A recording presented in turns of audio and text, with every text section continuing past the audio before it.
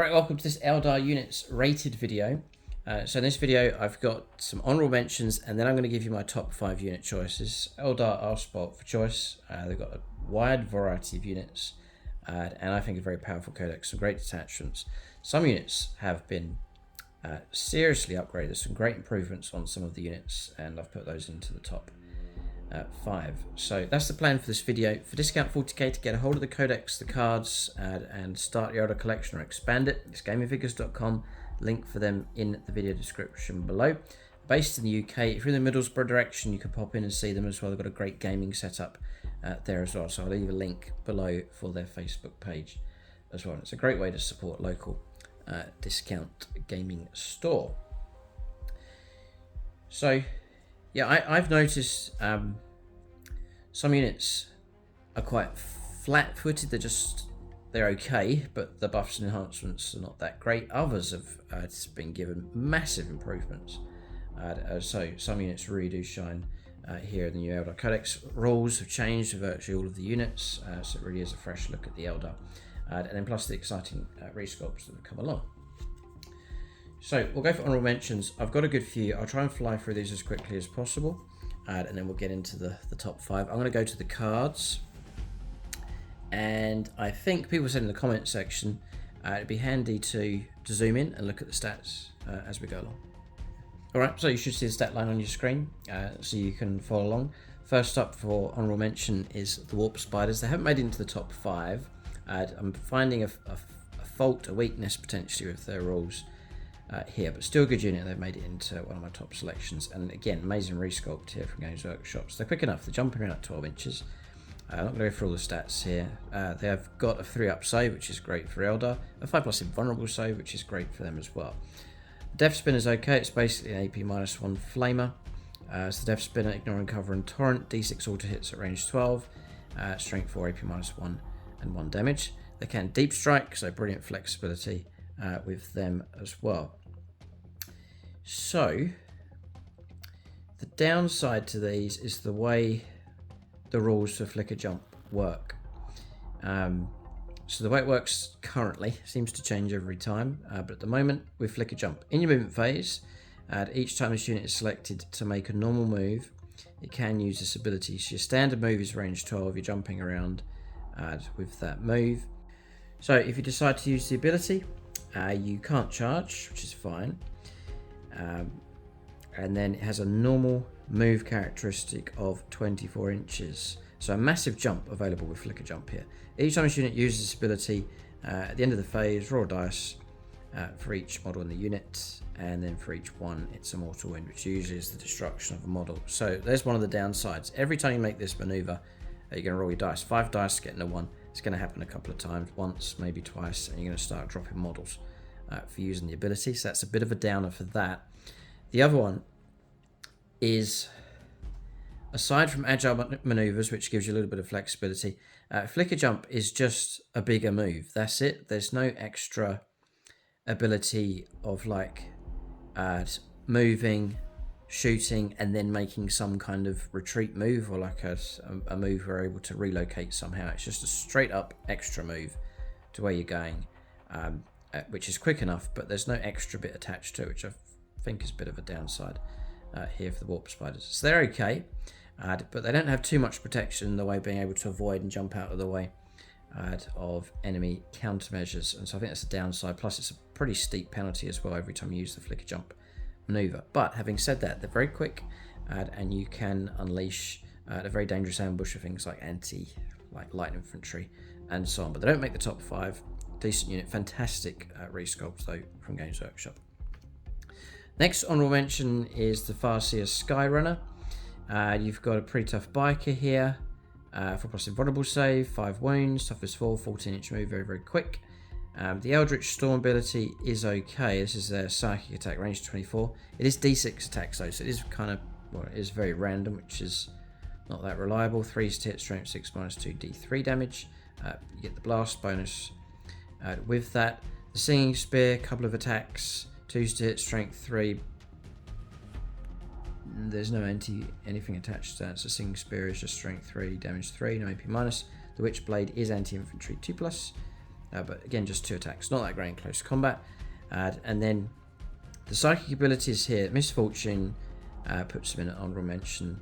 At the end of your movement phase, select one unit of an 18 invisible to this model. To the start of your next command phase, each time model in that unit makes attack, subtract 1 from the wound roll. It's kind of penalising unit for a whole turn, which is quite good. It's okay, but I wouldn't rate him strong enough to get into the top 5. Next is Shroud Runners. So a simple mention with these. Sniper bikes with some extra decker with the scatter lasers. They're a great sort of backline fire support type unit. Usually I don't use them too much of firepower support, but the rules now give you target acquisition, nice and straightforwards. In your shooting phase, after this unit has shot, select one enemy unit hit by one or more of those attacks made with the long rifle. That's going to be a shot each, needing 2, so 3 shots needing 2. So you're going to get your hit. If you hit that target, you just strip cover. And in 10th edition, that's so useful.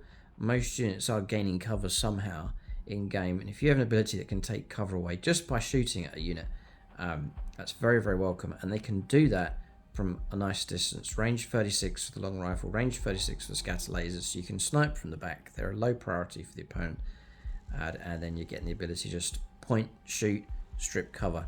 Very much like that, and finding the benefit of that helps weapons out such as shuriken cannons, which only have AP -1. If you can do AP -1 and strip cover, it's going to cause trouble for units like Space Marines.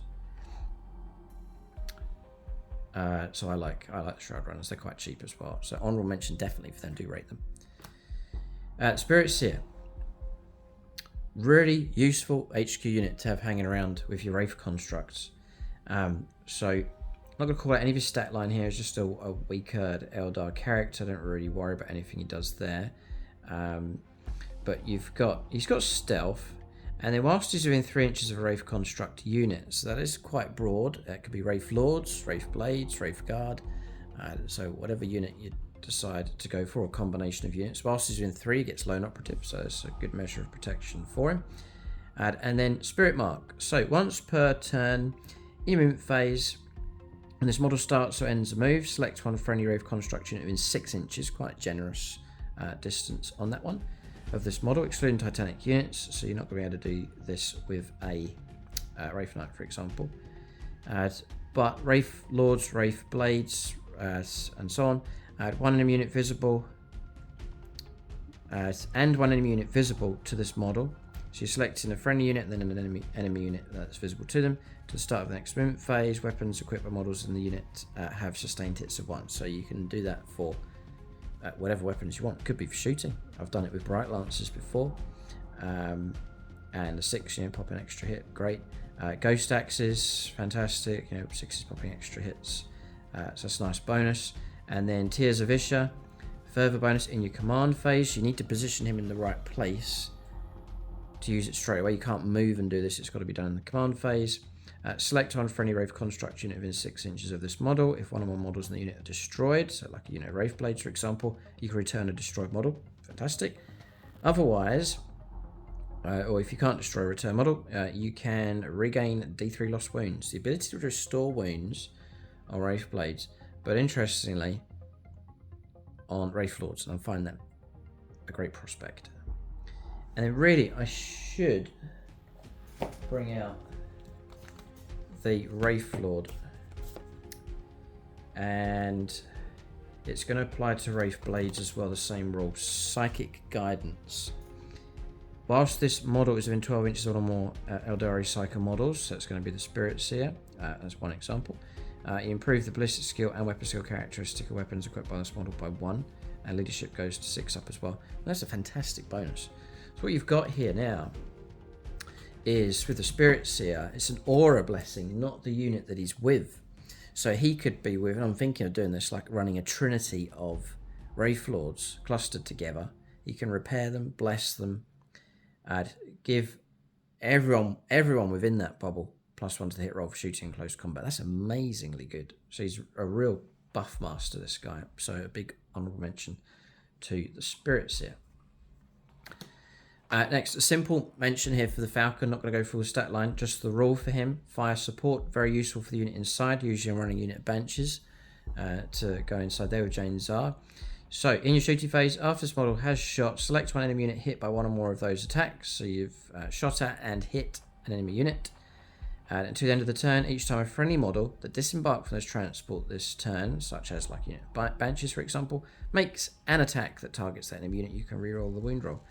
And I've just realised it makes an attack. So it can be for shooting or close combat. So it really is quite opening up the way for a good diversity here, whichever unit decide to go for. Very interesting. So the Falcon, just for that roll alone, I think is excellent. Transport capacity of 6 still, I believe. Yeah, so like a unit of 5 fire dragons plus a character of some kind, you can work it that way. The Falcon, a transport vehicle, great for protecting the unit on board as well. Hang on a sec, it's got deep strike as well. How interesting, if you keep it in reserves. She has the deep strike ability built in, just noticed that as well. So yeah, definitely honourable mention to the Falcon, and you can configure the weaponry pretty good. I usually go for Pulse Laser plus Bright Lance, nice bit of anti-tank, anti-heavy infantry, long range firepower available with that as well. And very quick, 14-inch move, 12 wounds. Yeah, decent vehicle. And quite cheap, I think about 120 odd points, I think, for that. So that's the honourable mentions. We're going to move on to top 5 choices. We'll go in reverse order. So in at number 5 is the Avatar of Khaine. Just a molten bullet magnet. Some may say, well, he's not a very good choice, he's just going to attract a lot of attention, but that's why you choose him, because he does attract a lot of attention. He can absorb a tremendous amount of damage, and so that can serve you well. Whilst your other units are out fighting and receiving less attention, your fragile units, the Avatar of Khaine, is absorbing damage. Or you could be more stealthy with him and make him hard to find, hard to locate, and even harder to destroy. It's a great unit to have alive in the middle stage and late stage of the game, especially in the middle of the table, around the central objective or a threat to the opponent's objective. Just have the Avatar wandering around. He has sped up, 10-inch move now with him. It is fast. He's got battle focus, I believe, in which case you can give him the extra 2-inch move on top of that as well. So I don't think he's ever been quicker. 12-inch move. I don't remember the days when potentially he was 6 inches in some editions. So Avatar of Khaine is very, very fast now. Toughness 11, so he's tougher than your average tank. 2-up save, 4+ invulnerable save, 14 wounds. Got more wounds than your average tank. OC of 5 for him. A decent bit of shooting. It's just one-shot weapon that could explode out into more shots. The Wailing Doom, sustained hits of D3 if you get that 6 to hit. Range 12, and then one-shot 2s to hit. Strength 16, if you get that hit, strength 16, AP -4, and D6 +2 damage. Fantastic. Well, no, I wouldn't say it's fantastic, it's good. But then in close combat, the Wailing Doom, 2 options, sweeping or striking. With striking attacks, very dangerous indeed. 6 attacks needing 2s, strength 16, -4, and D6 +2 damage, or you can sweep with a dozen attacks, 2s to hit, strength 8, -2, and 2 damage. I do run him currently in the Aspect Host detachment. You can choose whenever you shoot or fight to reroll hit rolls of 1 or wound rolls of 1. For a unit that's got a lower number of shots and attacks in close combat, the ability to reroll 1s is exceptionally useful. It's a disaster when you've got like 6 attacks in close combat, you roll 2 1s, you only get 4 hits coming through. You really do need the attacks to hit. And very annoying with the Wailing Doom if you roll a 1 to hit. It's annoying perhaps having to use a command reroll, but if you built in reroll 1s or chosen to do that option, that's a very welcome bonus. So that's the Aspect Host I run. It really does enhance his abilities here. So in at number 5, just the extra rules attached to him. Molten Form. Each time an attack is allocated to this model, you halve the damage. So you're just halving the damage straight off the bat. You combine that with the toughness, the 2-up save, the 4+ invulnerable save. You got yourself a very tough target indeed. And it does buff other units as well. The Bloody Handed its aura ability, whilst a friendly Aeldari unit is within 6 inches of this model, it's +1 to advance and charge rolls for that unit. It's great to have in the centre of the board. If you can get him there, it becomes a threat, a big circular threat to whatever. It can be tanks, monsters, heavy infantry, lighter infantry with sweep attacks, he is a danger for sure. So very much rate the Avatar of Khaine, and I put him in at number 5. If you can afford the points on him, it's 320 points, I believe, currently. A couple of these choices are combos, because that's how you get the best out of them. So in at number 4 is Fire Dragons. Brilliant resculpts from Games Workshop. They've been faithful to the original style. Nothing strange going on. Beautiful sculpts, really, really nice. Been painting them up currently, very much enjoyed it. If you like the look of my Fire Dragons, there is a full tutorial live on the channel as well. It will guide you through the whole process of painting Fire Dragons also. So do check out that painting tutorial. So just a standard Aspect Warrior stat line, 3 up save and a 5+ invulnerable save on these. Extra wound on the Exarch. This is a unit you're going to take as really, it's dedicated anti-tank. Yes, anti-monster, but really anti-tank. And the ideal target for them is a tank with, doesn't matter how many wounds really, it's a unit, especially units that don't have an invuln save. You can bypass the invuln save, then if you can get him past that armor, you can unleash some deadly damage. So with the Fire Dragons, and these operate as a combo much better. They need their parent Phoenix Lord. So in this choice is Fugan as well. We'll come to him in just a moment. But these two working as a pair, it's going to give you a unit of 6 models. Great to stick inside a Falcon or a Wave Serpent and have them moving around the board. So the fusion gun is an assault weapon, so bear that in mind. Melter, yeah, I was going to say Melter 2. It's Melter 3 on these. It's a dangerous weapon. Range 12, just 1 attack, 3s to hit. I run Aspect Warrior, Aspect Host, so usually I'm rerolling my 1s for shooting. 3s to hit though. Strength 9, AP -4, brilliant bit of AP minus D6 damage, or potentially D6 +3. If you can, as I said, if you can get past the armor, then it's high damage stuff. Now, the user choice that's sculpted here is the Fire Pike on the Exarch. It's just a bit of extra range. It's still Melter 3. Gives you range 18 instead of range 12. But it is better on strength. This is strength 12. For an infantry carried weapon, it's amazing. AP -4 and D6 damage. Obviously your Melter range is increased at range 18 or range 9 for your Melter. I'm going to go through all the weapons here. Another one to think about is the Exarch's Dragon Fusion Gun, because that's Melter 6. If you can get close enough, that's a very high amount of guaranteed damage. D6 +6 damage, anywhere between 7 and 12 wounds just for one infantryman's weapon. Same stat line, range 12, strength 9 -4 and D6 damage. So something to think about. But I do like the extra strength, the higher strength, strength 12 on the Fire Pike. So, just a Melter unit wouldn't make the top 5, but then you start to stack up the rules for the unit, and also if you add in Fugan. So Assured Destruction, this is what makes the unit excel.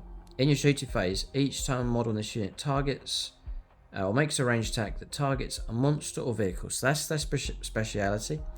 You can reroll the hit roll, so all of a sudden your firepower is exceptionally reliable. You can reroll the wound roll, and that's crucial because your strength 9, and often tanks are toughness 9, 10, 11. And so 5s to wound is not that great, but if you're on the reroll, that is excellent. And you can reroll the damage roll. And if you, as I said, if you can get in past the armor, the opponent, especially if the opponent doesn't have an invuln save, you get 2, 3, 4 penetrating hits. That target's in huge trouble if you're rerolling your damage roll. The amount of damage at close range these can put out is fantastic. They do have the grenades keyword as well, so you can go for that stratagem, but I don't even think you'd even need to, the amount of damage these can kick out. Now, there's the Aspect Shrine token. You get one of those for every 5 models. It just lets you take a hit roll or a wound roll and turn it into a 6. That's very useful. Just to try and, again, get those hits or wounds coming through. Now, I think you could do that on a reroll. So you've got to, say you've rerolled a wound and you've still failed. It just says here, once a battle, for each Aspect Shrine token this unit has, you can change the result of 1 hit roll or 1 wound roll. And surely that, well, I'm presuming you could do that on a reroll, because you're just changing the result of the dice. You're not re-rolling a reroll, so I think that's possible. If that is the case, then it's very reliable winding with those. I've played a game recently. I have found, though, that if you don't go after what you're designed to, they can flop. I went after infantry or a beast unit with an invuln save unit of wraiths, so I wasn't getting the rerolls. The opponent had a 4+ invulnerable save. I did nothing. So they were terrible. Would have been a different story against a proper tank or a dreadnought, or the right kind of target, or a monster of some kind. So that you do need to think about, if you need this kind of anti-tank, anti-monster, they really do need to be going after specifically that kind of target, because they're going to be nowhere near as good against other targets. They just don't get the rerolls. They're just going to be half as good. So bear that in mind. And then to make them better, you've got two options. You could go down the route of, for example, say you've got a Wave Serpent, you've got a squad of 5 Fire Dragons.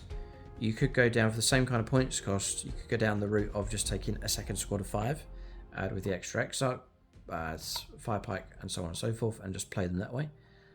Or you can keep the squad of 5 and then add in Fugan here for about the same kind of points cost. So with him, he is worth the points. You've got 5 wounds, 2 up save, 4+ invulnerable save. The Seer Song beam option is sustained hits of 2, assault, range 12, 3 attacks, and 2 strength 8, -3 and 2 damage. The single shot lance weapon is Melter 6, which is crazy, range 18, 1 attack, ballistic skill 2 plus, strength 14, which again for an infantry weapons, it's absolutely crazy. And then AP -4 and D6 damage, so potentially again 7 to 12 wounds if you get within short range. Now for him, he can fight well enough in close combat. 6 attacks, needing 2s. And again, I'll just mention, usually I'm running Aspect Host, giving me reroll 1s. Like, really going to help him out. 2s to hit, potentially rerolling 1s. 6 attacks, strength 5, -4 and 3 damage for an infantry axe. 3 damage. So he's good.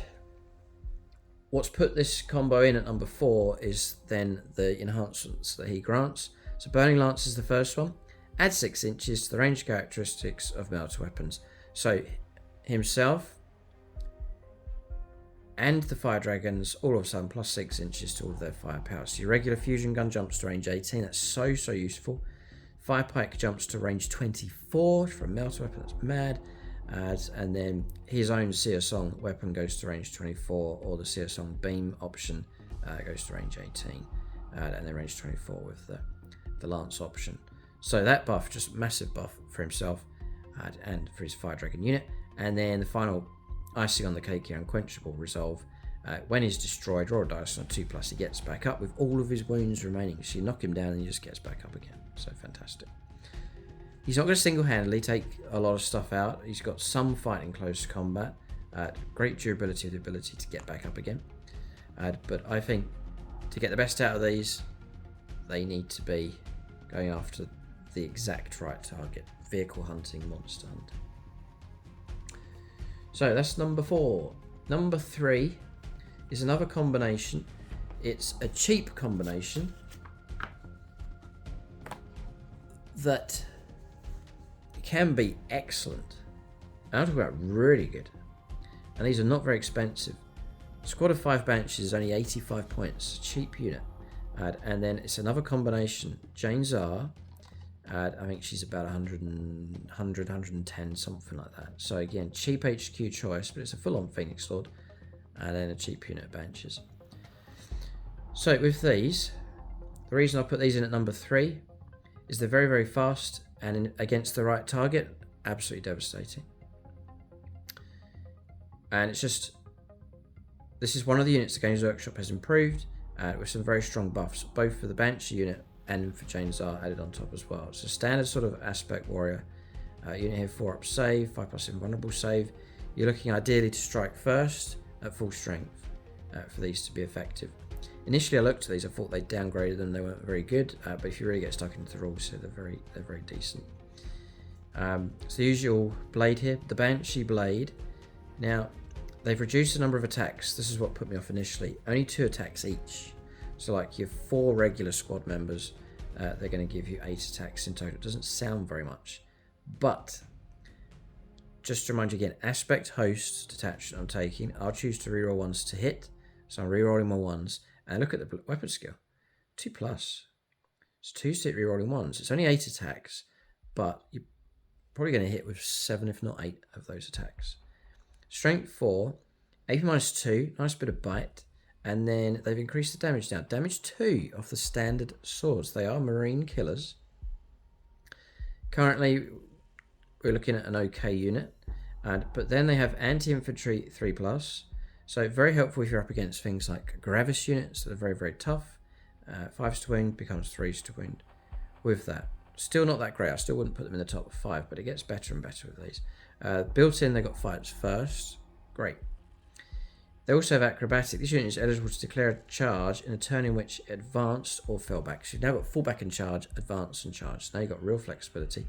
You've got an 8-inch move. These are very, very swift. Potentially give them an extra 2-inch move for agile maneuvers.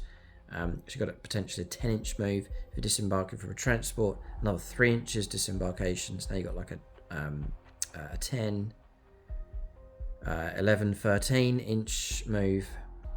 Plus an advance on top of that, and then the charge. They have exceptionally good reach, which is very good to have.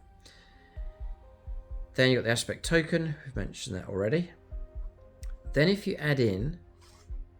no, hang on a second. We'll go back to the Executioner I take on the Exarch.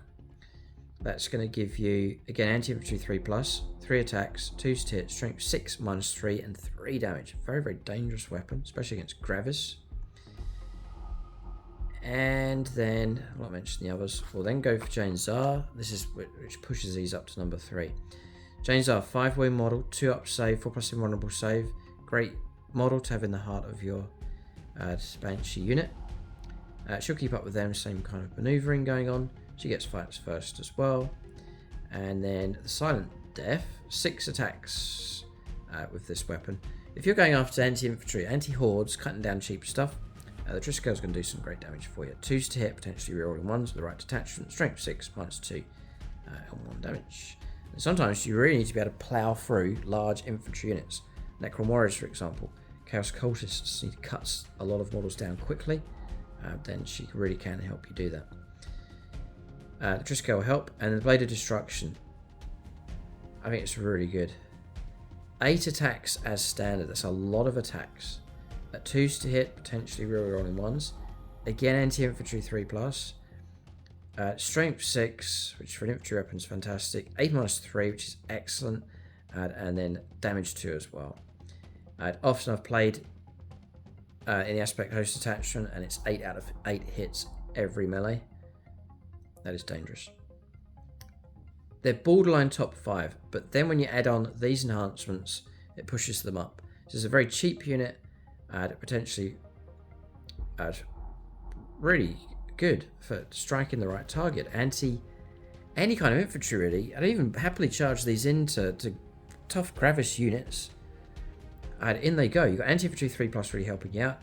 Higher damage now, damage 2, damage 3. Good AP- going on with these. Fighting first. We just need a bit of help with wounding. So Whirling Death. Whilst this model is leading a unit, each time this unit advances, remember we've got advance and charge. While she's leading them, she turns their advanced roll into a guaranteed 6-inch move. That's fantastic. So now you've got Disembark 3, Move 8 or 10, then Advance 6, and then Charge. It's an amazing stretch across the board.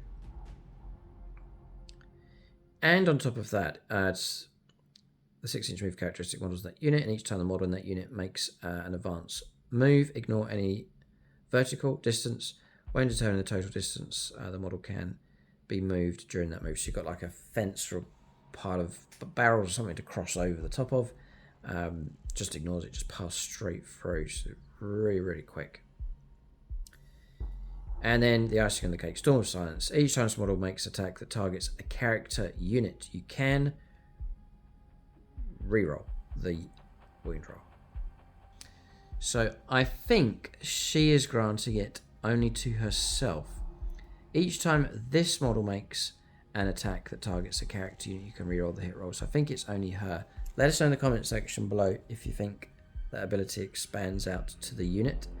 I don't think so. For example, Whirling Death, whilst this model is leading a unit, then the unit gets it, but for here it just says it's for her, I think, each time this model makes an attack. But anyway, a lot of attacks. If there's a character in there, then you're going to get your reroll to wound roll. To really help them out, it's a combination I was doing in the previous codex, and I've already given it an honorable mention, and that's stick the Banshees and Jane Zara inside a Falcon. Get the Falcon to hit the target that you're going to go after, and then you'll get your full-on reroll with the entire unit with firepower support ability with the Falcon. That's the recommended combination. Falcon, Jane Zara, Banshees. You've got a tremendous amount of speed, super anti-infantry, very dangerous unit. Yeah, so that comes highly recommended. It's one of the combos and units that the Games Workshop really have enhanced here in the new Aeldari Codex. So number 5, the Avatar of Khaine. Then we took a look at Fugan and the Fire Dragons. Then at number 3 is Jane Zara and the Banshees. Then at number 2 is a unit that I don't have.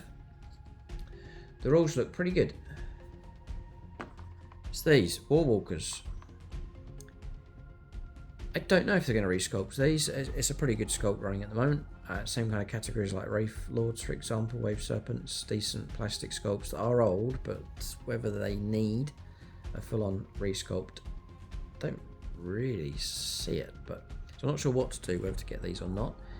10th edition, being able to move out, grab objectives early on to move up the board quickly is very, very useful. With Warwalkers, and the points I've looked at there, about 95 points. Let's say points have changed, which do a lot, but that gives you a rough idea around about 95 points for a Warwalker, which is whatever combination of weapons you want to go for. They are a 10-inch move, so they're very, very quick. 6 range, toughness 7, so they're okay. They're not going to absorb damage like a tank, but they do have a 3-up save. They do have a 5+ invulnerable save. OC of 2, so all that's okay. They do have Scout 9, so now you've got a 9-inch move plus 10. They are zipping up the board. They are fast. You're going to be on those no man's land objectives very, very quickly with these. You may say, well, what's putting these at number 2? It's their rules here, but the extra rules. But I would go with. So your loadout is 2 shuriken cannons. One of the great things about these is you can just load them out for whatever you want them to do. If you want to go for anti-heavy infantry, you can go for double star cannons. Range 36, 2 attacks each. That'll be like 4 attacks, 3 to hit, strength 8, -3 and 2 damage. Scatter laser for lots of shots. I doubt you'd bother doing that, but that will give you like 6 or 12 attacks. Shuriken cannons, you can go for those. The missile launcher for a bit of diversity, you go for the frag round or the crack shot coming through. But I go Bright Lance. I'd use them so that they can hunt tanks. Bright Lance shots are going to give you range 36. So remember, you're hitting on 3s, nice and reliable. Strength 12, -3 and d6 plus 2 damage. Now, a couple of those manoeuvre them around, but with a sting in the tails, they're dangerous enough. You can line them up so that they're mostly hidden, but they've got an angle to whatever target you're going after, and you can run 2 or 3 of those on the battlefield, and they could triangulate some pretty decent firepower at long range. Nice and quick, great for grabbing objectives. And then crystalline targeting. In your shooting phase, after this unit has shot, select an enemy unit hit by 1 or more of those attacks. At the end of the phase, each time a friendly Aeldari unit makes an attack that targets that enemy unit, improve the armor penetration characteristic of that attack by 1. So the ability to strip away a bit of armor, a bit of extra AP minus. That's great. So now you've got Warwalkers, which even if they fluff and don't cause much damage, as long as they hit the target, they can bless every other Aeldari unit with a bit of extra AP -1.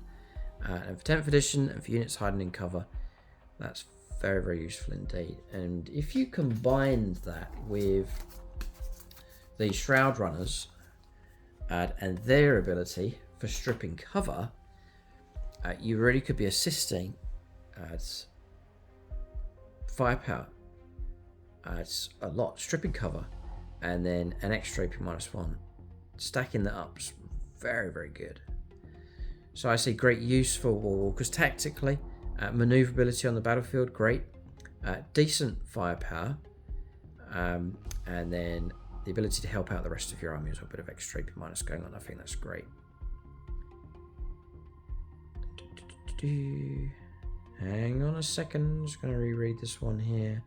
After you've shot, select one enemy unit hit by one or more of those attacks. To end of... got it right. Until the end of the phase. I was wondering if it would roll over into close combat. Until the end of the phase, each time a friendly Aeldari model makes an attack that targets a unit. So therefore, it's going to be in the shooting phase, which means it's going to be shooting weapons only, striking enemy targets.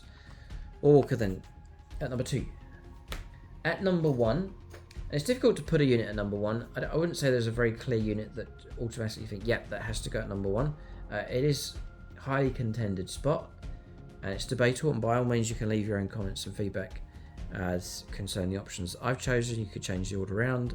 You could say, oh, hang on, what about this unit and that unit? Other units you think should be in the top choice. I've put, perhaps for most improved unit, cheap in points and a bargain is Shining Spears. There's a couple of downsides to them. Perhaps more about the way that you use them. But talk about improved. Like, they just... about 100 points for a squad of 3, and I'd highly recommend you split them up and keep them into smaller squads of 3. So I'd run 2 squads of 3. They can combine together to work together against a tougher target, but to have them so that they can split up is great. And then if you're splitting them up into 2 squads of 3, you're getting 2 exarchs of all of his buffs and bonuses and war gear, so it's worth it value wise for keeping them into smaller squads. So why at number 1? There's loads of great things going on with these, and plenty of enhancements that Games Workshop have given to the Shining Spears. They don't seem to have become crazy in points either. 14-inch move. This is a very, very quick unit on the battlefield. Toughness 4, so a little bit tougher than usual Eldar units. 3 up save on these, and a 5+7 vulnerable save across the board. 2 wounds each, 3 wounds on the Exarch. So they're quite durable. Leadership 6, and they do have OC of 2, so they're not useless on objectives. So downside is that they're vulnerable enough. If you're on a squad of 3, you ideally don't want to take any damage. So I usually try and hide them and keep them at the mid part of my army. I don't throw them in at the front. I usually try not to do anything crazy, and if possible, try to hide them entirely and have them as a unit that jumps out as and when called upon. So, downside to watch out for is that the opponent, they are very dazzling looking. The opponent seems to see them and go for them when they can. So I would recommend that you hide them and keep them out of trouble. But on the boards, they're ready to jump into action. 14-inch move, use an agile maneuver to give them an extra 2. So now you've got a 16-inch jump where you can go straight over stuff and then potentially shoot and charge. So, very, very fast, quite durable, protect them. And then now further buffs going on with these. Decent firepower. So the Laser Lance has improved. Range 6. 1 attack. I usually go for Aspect Host, rerolling them once. 3s to hit. Now it's Strength 6 with this. AP -2. And 3 damage. It used to be 2. 3 damage is great. That's a high amount of damage against high wound targets, such as monsters and vehicles. Great against heavy infantry. Like these are going to be a bane for Gravis type units. A squad of 3 of these. If you've got 10 heavy intercessors, a squad of 3 of these at full strength, shooting and charging, it's going to cause trouble for them, which is great to be able to cut down that kind of unit. Now, Shuriken Cannon, it says here, you get that on the Exarch. Another reason to go for multiple small units is that the Exarch, each Exarch is going to get a Shuriken Cannon built in, which gives you lethal hits, 3 attacks, 3s to hit, strength 6, -1, 2 damage, range 24. You got the Star Lance on the Exarch as well, range 6, 1 attack, needing 3s, strength 9 instead of strength 6, AP -3 instead of AP -2, and 3 damage. It's all 3 damage across the board for the Lance. Very, very dangerous. Bit of Shuriken Catapult, firepower options of these. Firepower's okay, but the close combat deadly here. Instead of 1 attack with the Laser Lance for shooting, in close combat you're getting 3 attacks with the Laser Lance. 3 attacks needing 3s, strength 5, -2, and again 3 damage. And then it gets better. Lance, which they had previously, so on the charge, +1 to the wound roll. It's going to help you with your wounding. Say you're up against Gravis, 5 to wound becomes 4 to wound. And then on top of that, you've got anti-monster 3+. So you're opening up the possibility of not just going after infantry now with these, but you really can go after heavier targets. And anti-vehicle 3+ as well. This is really, really good. And then you've got the Paragon Saber if you want to 6 attacks, needing 3, strength 5, -2, 2 damage. It's potent enough. But then you've got the Star Lancer, which is what I usually take. Again, anti-vehicle, anti-monster 3+, Lance. 4 attacks with the Exarch. So in close combat on the charge, you're looking at like 6 attacks from the regular 2 models, 4 attacks, like 10 attacks coming from the unit. 3 strength 5, -3, and 3 damage. Just very high damage, dangerous unit. A pair of these working together are going to cause trouble for pretty much anything they go after. And then you've got extreme mobility. Each time this model makes a normal advance, fallback, or charge move, ignore any vertical distance when determining the total distance made. Models in this unit move during that move, so very quickly zipping through. And then bear in mind, with the Shimmer Shield on the Exarch, it's going to give you a 4+ invulnerable save, so you can be quite useful for tanking hits coming through. So I've put these at number 1. You can go for great speed with these, decent firepower, dangerous in close combat, run them in small units, gang up on targets if you need to, and they'll be effective against pretty much anything. A great counterpunch ambush unit to have lingering around your lines, ready to respond in whichever direction you need to call them. But I very much rate Shining Spears. So this time around, I've put them in at number 1. One of the most improved units I've seen in the Aeldari Codex, and they were okay in the previous Codex, but now they've just enhanced them like crazy. So that's my top 5 choices for the Eldar. I think for fairness and to give a good representation, I'm going to do a top 5 choices for the Harlequins, just so you can get a good idea of the good options for them. I think that would be a good move, so you can keep a lookout for that video. Do check out the detachment videos. I've made a separate small video for each of the detachments. I run through all the rules. You should see a detachments rated video. I rate the detachments, a shorter format where I pick out my top 3 options for the detachments as well, and hopefully some tactics videos just to show you how the Eldar can work on the battlefield as well. So hopefully plenty of Eldar content for you to consider. So that's the ratings video for Eldar units. Let us know what you think of my choices in the comment section below. Anything that I haven't mentioned, units you think should be in the list, either honorable mention or in the top 5, let us know in the comment section below. To continue the Eldar chat, join us on Discord. All channel members can join us on the Discord page, so you can join us, say link below, or go to channel homepage and hit the join button on there. If you're on the higher tiers, you can chat away as well in the WhatsApp groups that we have running as well. And for discount 40k, it's gamingfigures.com. For discount 40k, other gaming systems available from them as well. Thanks for watching. Tune in next time.